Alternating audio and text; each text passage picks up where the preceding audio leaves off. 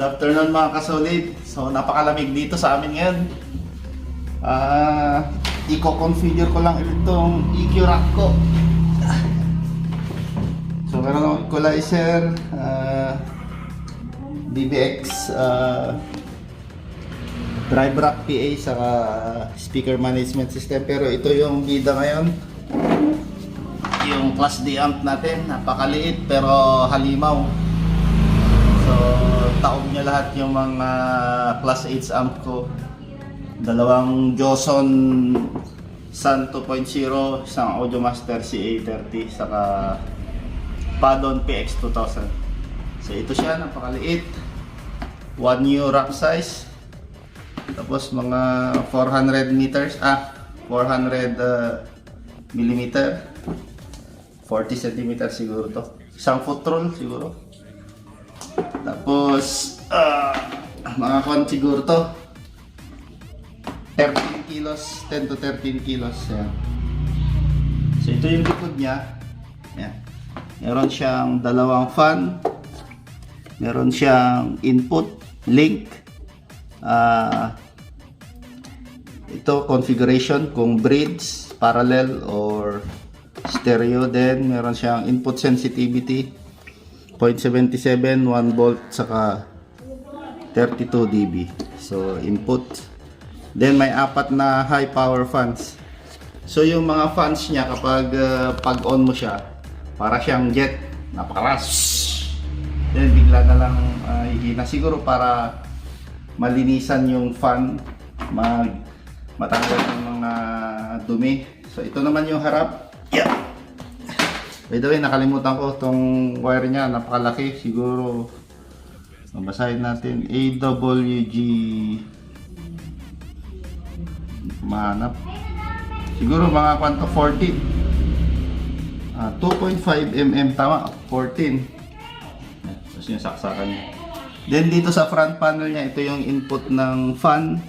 Madumi ngayon kasi ginagamit namin sa gig. Tapos volume, then LED indicator niya. Tignan natin yung loob. Yan. Yeah. Parang natin bakit alas ng power amp ito. Warranty pa ito pero ito yung warranty dito. Dito pa assembly.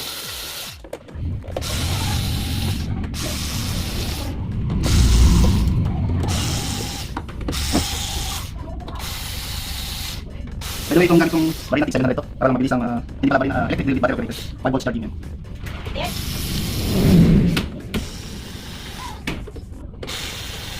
Yan natin kung ano yan. Yan. Charan! Kapeke, no? So, ito yung power supply section. Yan. So, meron siyang apat na inductor. Apat na inductors dito. Mga capacitor siguro to, resistors. Ito yung fan, dalawa din yung transformers na maliliit.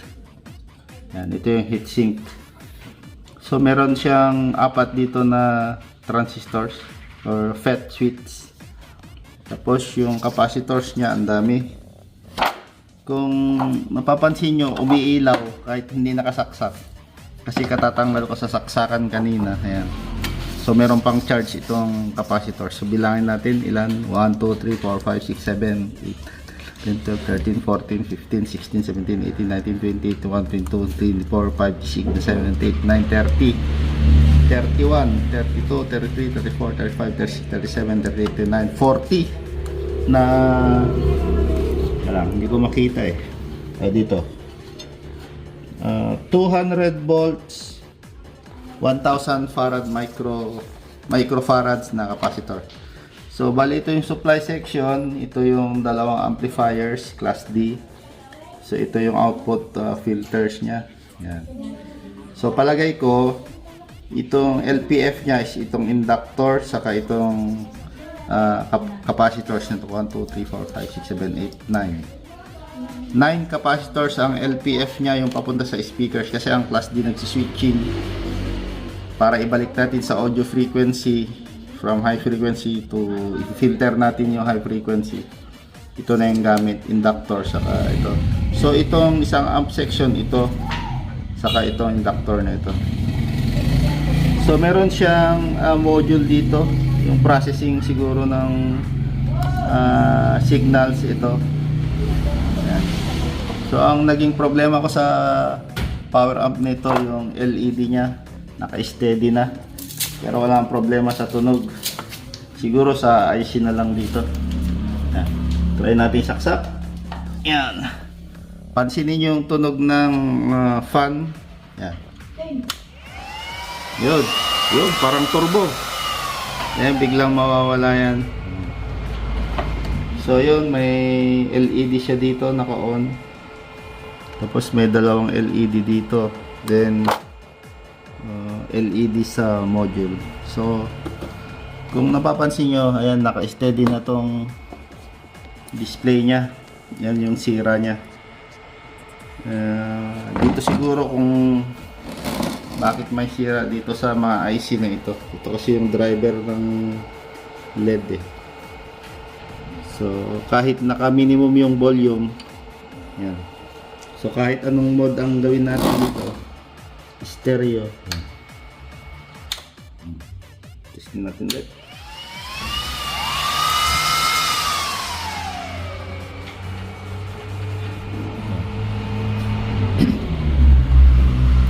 Kung napapansin nyo dito,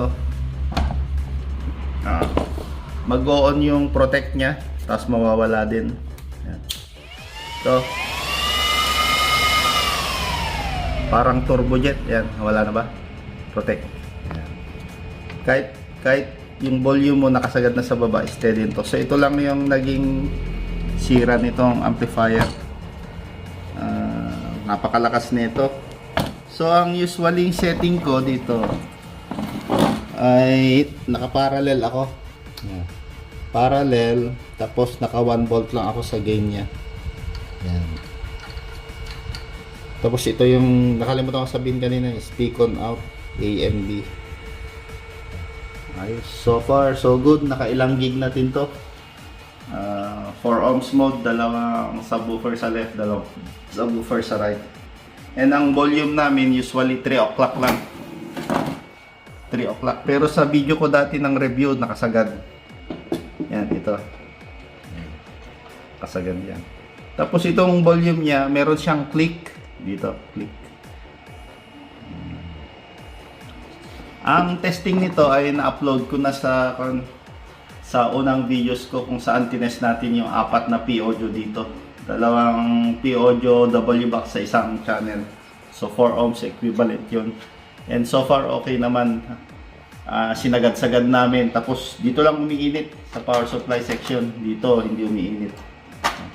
Kasi kung papansin niyo itong fan nya, yan. Ito, naka-channel talaga yung hangin galing sa harap papunta sa likod. Katulad din do sa amplifier section. Kung takpan mo ito, tignan mo, mayroon siyang channel. Kung nakatakip yan, talagang sisinghutin niya from harap to likod. So maganda yung ventilation ng design ng power amp. So in the future, bibili pa tayo ng dagdag, siguro 3. Pag nabenta natin lahat ng class 8 natin, kasi ang bibigat ito, ang advantage niya is napakagaan. Yan. So ilalagay ko siya dito sa EQ rack namin kasi lahat ng mid-high namin naka-powered na. So itong power amp lang is ginagamit lang namin sa sub pag outdoor events, pero pag indoor events yung module lang ginagamit namin, yung NTBD din, yung halimaw box namin na merong amp sa likod. So that's it guys, maraming salamat sa panonood. At least shinare ko na naman tong loob ng isang power amp namin. So pakita ko lang ulit. Yan. 40 na capacitors overall. Channel 1, channel 2. Switching power mode supply section. Yan. Sana tumagal. Maganda naman yung build niya. Kung napapansin nyo, talagang maganda yung mga pagkahina niyan. Yan, hindi umuuga yung mga capacitors. Ganda. So tignan natin kung tatagal guys. So far so good sa performance niya sa mga events namin. That's it. Ayusin lang namin dito. Yun nga, ilalagay ko dito. So if may mga comments kayo, mga tanong about sa amplifier nito, testing, paggamit, wirings. Ang wirings ko lang naman dito, magagaling yung sub out sa drive rack papunta sa input A since naka-parallel naman. Yan, tapos papunta sa subwoofer ito. Yan. Okay. Thank you so much. Good day. Salamat sa panonood. Team Solid at your service. Bye-bye.